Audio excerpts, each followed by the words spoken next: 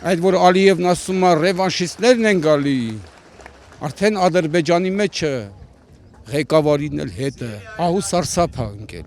որովհետև Քոչարյանն եկավ ղեկավար Հայաստանի, այդ ջերմուկից էլ, Վարդենիսից էլ, Նոյեմբերյանից էլ, Սունիկ և ոնց կարան մտնեն, կհեռանան, իրան զորքեր այնտեղից, իրանք կհեռանան,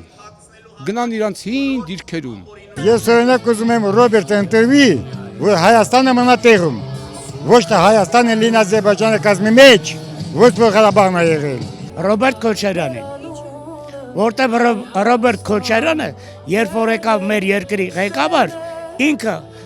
ամեն ինչ արեց մեր պետության համար, մեր Հայաստանի համար, ամեն ինչ։ Մենք ամբողջ կյանքներս նվիրաբերինք Ղարաբաղ ազատագրելու, այսօր ասենք Նիկոլ Փաշաևը եկավ,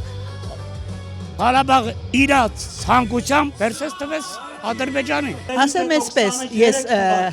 սկզբից մինչև վերջ բոլորին հետևել եմ, բայց ամենահետաքրքիր ժամանակաշրջանը, որ Հայաստանն ապրել է, Ռոբերտ Քոչարյանի ժամանակաշրջանն է եղել։ 24 թվականին։ Այսինքն ոչ մի թիզ հայրենիքից։ Ինձ միայն դա է հետաքրքիր։ Ոչ մի թիզ հայրենիքից։ Իր աշխատանքը պիտի գնահատել այս ժողովուրդը, որ անհույս, չեկով հաց էին ստանում, որը իր աշխատած ժամանակաշրջանում այդ ամեն ինչը վերացավ։ Թոշակները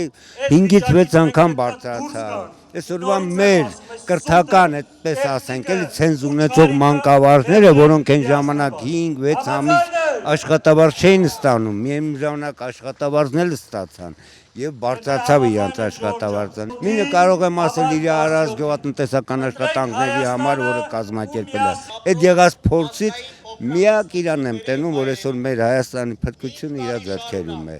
բայց ոչ մենակ իր, մեր օգնությամբ, մեր ազգի միջամտությամբ։ Միշտ ասել եմ, Աստված ոչ անի մենք Սարդարապատին փառք տանք։ Ամսի 7-ը Սարդարապատից փիս է։ Եթե մեր ազգը չի հասկանալու, իր ճիշտ ընտրությունը չի կատարելու, ուրեմն այդ ժամանակ մենք իրավունք էլ չունենք ապրելու եւ կոչվելու հայ։